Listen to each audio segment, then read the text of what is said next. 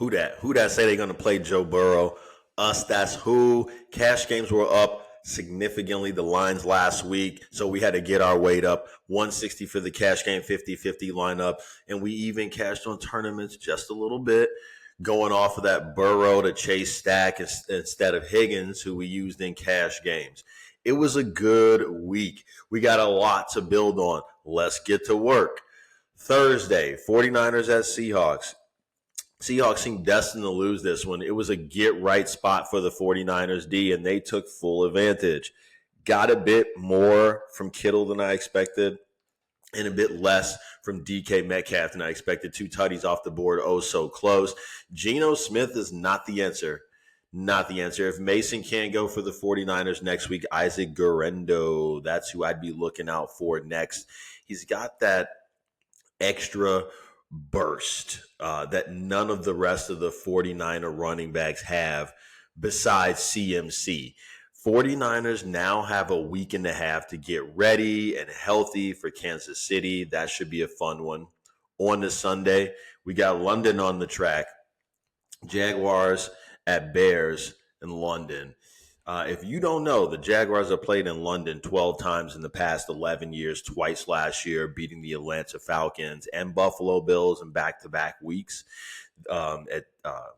This week, I guess I should say this team is over 500 in the UK, and they get the Bears this week. I think it's a solid chance for the Jags to rattle off a second win in a row. I'm down on Swift, but for seasonal, you should just play him unless you have another starter to replace him with. The Bears have won 7 straight at home, but it's night and day on the road. Don't fall in love with them. The Bears do have a better D than Indianapolis does, so I think that the Jaguars are going to they aren't going to blow the doors off of them, but instead I expect this much more defensive, more surgical matchup. After all, the Bears' offense is still having some ups and downs. Brian Thomas every week, y'all. I like Etienne this week. Bigsby is going to, get the attention after last week, but I fully expect Etienne to be in the convo this week. He didn't look terrible last week, but Bigsby just couldn't be contained by that mid-AF Colts defense. Kirk, Moore, Allen, all darts. Komet isn't on the board for me. I like London to welcome their Jaguars back home with a great crowd, and I expect the Jaguars to give them a win in turn. Cats over Bears across the pond. Let's get over to the main slate now. Patriots at the Texans. What's not to like about the Texans in this one? Stroud has, over the past few weeks, made a couple of mistakes. Their playoff hopes do rest on him having an elevated level of play that we just haven't seen lately. 2 picks and 2 consecutive outings, but it's easier pastures this week. The Patriots are a glorious trash bag that we love to see coming as Stroud owners. Just seasonal, though. I don't know if he needs to do much to force the issue to get the win there this week so we can fade him for DFS. If Mixon plays, though, I want that. I probably fade the run game unless it's him, but I am very interested in this guy for cash games this week, no doubt about it. I expect defense and the run game to set the tone this week for Houston, because what can New England do about that? Nothing. Diggs is seasonal, cracked 7K in DFS, so let's go ahead and fade that, especially in this matchup, even without Nico Collins. I have no interest in the Patriots, really in any format. Houston rolls is what I would say. Commanders at Ravens. The Commanders just keep balling. Jaden Daniels instigating a lot of this. They are hot right now for sure. I was flat out wrong last week. They dog walked Cleveland on Sunday and sent them limping home after the blowout. I expect a fun game this week. The Ravens have been phenomenal on offense, but the defense has been spotty. Jaden Daniels and Terry McLaurin can get behind this group on Sunday. Look, we've seen them make it happen. Jaden Daniels hit this guy with a 66-yard bomb last Sunday. Both are in play for me in tournaments, no doubt about it. It's all about that ceiling, baby. Can they have a to-the-moon effort versus the Ravens? Ertz is a salary saver, sure. Robinson has a stud O-line in front of him. but I'm worried that they get game scripted out of this one, essentially. Seasonal, he's fine as Robinson. I like Lamar. It's a tournament play because I will pay down at QB this week for cash games. Zay Flowers for seasonal, okay. For tournaments, I probably won't have much of him. Mark Andrews is a cheap enough player this week to be a salary saver at tight end. He hasn't forgotten how to play football. King Henry in season long format, probably a bit too expensive this week for DFS. Ravens win, but the Commanders continue their stellar start to the year with yet another QB performance from Jaden Daniels that just asked the question of, will you believe? Browns at Eagles. Okay, Egos off the bye should be fresh and healthy. Getting Devonta Smith back and also A.J. Brown means more trouble for the little Brownies. Rutrow Shaggy, I don't know what's up with the Browns defense, but they are getting mauled. They are getting beat up front. They are banged up. It's showing. Also, the run game isn't looking as dynamic as it once did. This is a shell of what we had last year. Callahan's losses affecting this O-line and run game. Simple as that, period. This is a get-right spot for Philly, though. This offense should put Cleveland to the test. They should put the D on his heels this week. Hurts has all of his weapons, so it's all systems go. He's a start for me. And in tournaments, I'm definitely pairing him with A.J. Brown. Devonta Smith is well-priced, and he makes it into the cash game lineup for me this week. Saquon is in play, no doubt about it. Also, probably a little too expensive for me for DFS, but I love it in seasonal play. It's when everything is clicking. That's when Hurts can take his pick. That is when they are most dangerous. That will help the defense, essentially. They'll put pressure on the Browns to become one-dimensional and pass to keep up. And when they do that, Fangio's guys are going to pin those ears back and get after Watson. Eagles have had 2 weeks to prepare for this crumbling Browns team. I think they win conventionally. Cardinals over to the Packers. They're going to go to Lambeau and play the Green Bay Packers. Got to tip my hat to the Cardinals. They took care of that business last week. Marvin Harrison is okay for seasonal, but I'm not sure he pays off that price tag for DFS. Kyler, we can play, though. He's a tournament chip, no doubt. We want James Conner yet again in cash games. Listen, he's been a great source of production week after week for us. The Cardinals are running a balanced approach. Even when the matchup isn't great, this dude's out here producing to the tune of double-digit points for us in fantasy land. Let's go back to the well once more. On the other side, we come right back to Love and Reed this week. We come right back. We can go safely back to them. There should be less ownership in the DFS world this week, but it's a nice matchup, and we've seen Jordan Love already display that 40-point upside this year that you want. The game script suggests plenty of offense with the Packers absolutely needing to stay engaged because, let's face it, the Cards can put up points and do it in a hurry. They score in bunches. I love Josh Jacobs as a tournament play also. Guys, there's a lot of opportunity for offense in this game, in this one. Game tempo and speed plus defenses that aren't top 5 means we're on to something potentially pretty big here. Kraft also. None of this is in cash games. But yeah, we have to ride this from various angles in tournaments. You need this game this week, guys. I'll take the Pack at home. Buccaneers at the Saints. The Saints did kind of exactly what we thought last week versus the Chiefs on Monday. While the Bucs had that unpredicted shootout with the Falcons, I think folks are thinking wrongly, though, that there will be a ton of offense here. Vegas has it at 41.5 total, and I can see that for sure. Let's temper the expectations here this week. Bucs are decent up front, okay? Let's establish that versus the run. So they won't stop Kamara, but they will keep him subdued is what I believe. There's a lot of familiarity here with these two teams, obviously as division foes, but really with these players also. To make matters worse, Derek Carr looks set to miss this one. Without him, that's a lot of pressure on the run game and the QB Spencer Rattler, who's probably going to fill in for him. I'm out on all that. Bucs D then they can be played for sure in cash games, $2,600. That's a plug-and-play thing all week for sure. It's a Lattimore versus Evans week. Play Mike Evans at your own risk. Staying away in DFS, it's simply too risky. Twice these two guys just lined up and fought. we got nothing in the way of fantasy points when that happened. Even when Evans gets the best of Lattimore, it's like 70 hard fault yards, no touchdown guarantee. I do like Bucky Irving though this week for the tournaments. Just expecting the Bucks to be in control in this one, and he is much more of a dynamic runner between the two backs, even with a few less touches between him and Rachaad White. Godwin is okay for me in season long, but again, I'm not very much into any of this besides the Bucks defense and paying down for Bucky. The Saints lose a tough one at home. Colts going to visit the Titans in Tennessee. The Colts get a much better defense in front of them this week. Flacco and company going to come back down to earth. Still no JT. So Trey Sermon will get the nod again. Fine for seasonal if you need it, but I'm actually going to stay away, benching him in season-long format. For context, Chase Brown is a better play this week. Titans D is interesting. We like them for tournaments, and we know this offense for the Titans is in play.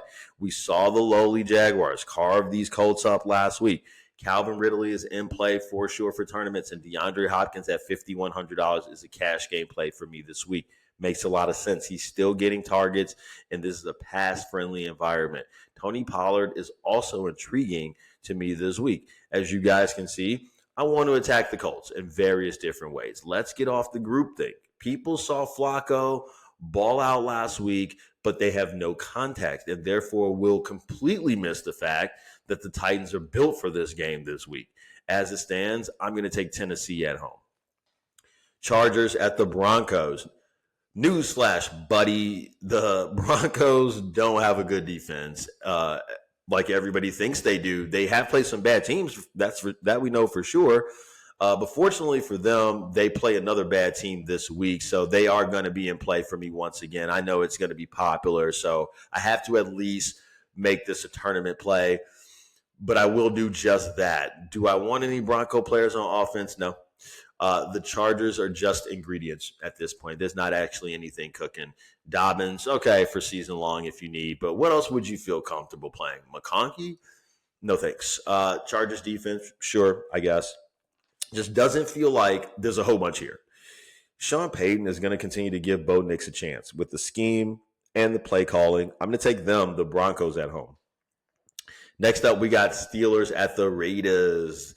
The Steelers game went down, another game that went down like we thought last week. They don't have consistency at the QB position, period. The defense is stellar, but they can't win it alone. The Raiders also can play some D, but that's it. Getting nothing from the Minshew-O'Donnell combo at QB. Likely no Devontae Adams again this week. They offer nothing besides Brock Bowers on offense for us. Sadly, these two teams are like a pitiful mirror of one another. Only Freiermuth is playable for the Steelers, and that's in season long. I also don't know how much it matters if Russ Wilson plays. Look, regardless of what combo, if these teams decide to roll out a QB, there's 4 different guys we could pick between, right? Like, I don't care. I'll take the Steelers defense, and I'll say the Raiders are playable too. Steelers win on the road. Lions at the Cowboys. Cowboys stole one here last year. If anybody recalls that 2-point conversion attempt by the Lions, McCarthy and his guys literally danced around like they knew they were lucky to have that one. Well, we're going to go right back to the scene of the crime here in Dallas again this week. So much to like about this one. I'm hearing how well the Lions defense has played. And you know what? Look at the opponents. I'm not completely sold. The Bucks, the Rams, the Seahawks. Come on. This group will be put to the test this week. I am firing up CeeDee Lamb in all formats. He's the most expensive wide receiver on the board this week for the main slate at $8,600, and he will be locked into my cash game lineup. Last year, he lit these fools up for over 200 yards. I'm ready to pay for that ceiling this week. Jalen Tolbert has also got to be in play. He had himself a fine game last week, and he has really emerged as this presence in the absence of Brandon Cooks as somebody who is getting playing time and now seeing targets. He got the most targets last week from Dak. It's a cheap tournament dart that simply gives you access to the game. I know after last week he may be popular, which is why we had to put it as a tournament play. Lamb is a cash game play because I think maybe people may not want to pay up for him at such a steep price. Very little interest in Dak, but I will stack him once in a tournament play with Lamb. Fading that Dallas run game, though. Dak threw a couple more picks last week and was really rattled at times, although we do need to recognize that it was this vaunted Steeler defense. On the other side, I'm not playing golf in DFS because this offense runs through the ground game. Gibbs and Demon are in play in tournaments, and I want to play them together to get that full effect this week. We can save money elsewhere, but we want this combo this week. St. Brown is great for seasonal, but I'm probably fading in DFS. I expect the Lions to win. Dak has been mistake prone, and the Lions can capitalize on that and run some clock. I expect that sort of a grind out victory and balanced offense from them this week. Dallas should chase, which is why we like them more significantly. They are capable players on a capable team who should chase. Like I said, a lot to like here, but we do want to limit our exposure to very popular players. I think fading the QBs makes a lot of sense. It's going to make us just different enough. Falcons at the Panthers. The Falcons were terrible on defense last week. Cousins might have won, but he needed all 5 of those 500 yards to do it. So let's attack these guys and let's fire up the Red Rocket, Andy Dalton, this week, especially after that letdown versus the Bears last week. We don't have to worry about anybody wanting to share this play with us. The Bears are a better defense than the Falcons. He's a cash game lock for me, no doubt. Falcons can put up some points, as we've seen last week, and so the Panthers are going to need to run an up-tempo offense to counteract that. The Falcons also should play the run better than the Bears did last week, so I expect less room for Chuba Hubbard, and I expect him to be popular after his performance last week. But it's not the play we want. Deontay Johnson is banged up, but listen, I think he's going to be fine, and he makes an okay play for us in tournaments. But however, for cash games, let's pair Andy Dalton with Xavier Legette this week. The O-line is good enough, you guys, to give Dalton time. If the Falcons want to focus on Deontay or play man-to-man, then those are winnable scenarios for Legette. This is a super cheap stack, that is the path to fitting in the more expensive guys like Lamb that I want to do for the cash game and not bottoming out at running back to do it. Remember, we want to stay in the 6K range. This is how we do it. We want to keep the running back spend around the high 6K range and really stay above 6K. Besides the Lions, running backs, and Bucky Irving, everybody else that I've suggested for cash games or tournament this week, so everybody, they're all within the $6,000 to $6,900 range. You know who else is in that range? Bijan Robinson. He's $6,600 this week. He's a nice tournament play for me this week, and I will bottom out at wide receiver with Ray McCloud again at $4,300 for tournaments. Falcons win this one, but I think we get what we need from the Panthers at home in this one. Bengals at the Giants. The Giants should be riding high after stealing one in Seattle last week, but reality is about to hit them hard. Joe Burrow and the Bengals will be out for vengeance after that tough loss last week. We had them winning that one. It was a great game, as we expected, with tons of offense, as we expected, and we actually were rewarded with 5 touchdowns from Joe Burrow to sail the DFS victory. This week, they're going to show up in an all-around way to get it done. I love the Bengals defense this week. The Giants offense, not going to be able to run the ball, I don't think, and it's the neighbors or bust show, essentially, especially on primetime Sunday night. I'm sure he's going to be ready, his neighbors, to go all out and introduce himself to the world on the big stage. We like it all for the Bengals, but they should need to do less to win this one. I expect Moss and Brown both to have a fine game on the ground, and I expect modest success from Chase and Higgins, as the Bengals should be ahead and essentially running clock more of the game. Cincy gets back on track easily in this one. And last but not least, Bills at Jets on Monday night. Josh Allen did not look great last week. It looked like Houston won the Stephon Diggs trade last week. Better times ahead, my boy. The Bills should have Khalil Shakir back, and he is the engine to what they want to do. He catches the underneath, shorter routes very effectively, and that leaves the top open for Keon Coleman to blow off. They don't have great depth at wide receiver, so when you take one guy out of the mix, it's a real strain on this system. That's why they're trying to get in on the Devontae Adams sweepstakes right now. But Shakir is back, and this gives a slight boost to the run game, and Cook is in a tough matchup also as well, so I like Shakir. The Jets cleaned out Saleh. Who could be surprised? The Jets named Jeff Ulbrich interim coach over Hackett because you need a grown-up in the room. This team is going to be more poised this week. Garrett Wilson is definitely in play, and I expect a better effort from Breece Hall. The Jets and Rodgers will come to play, But I like the Bills, even their defense this week. Rodgers is running the offense, effectively holding it hostage. There are going to be growing pains with the wide receivers and the communication with the route trees and all that. I'm not sure they had the time to have the routes developed this week versus this defense. It's going to be a tough night. What happens on that side of the ball, Rodgers versus the Bills defense, that's going to be the difference in the game. I'll take McDermott, though, in his scheme over Rodgers and his scheme in this one. Bills. Good luck on Sunday. Let's meet right back here next week and learn, scout, win, repeat.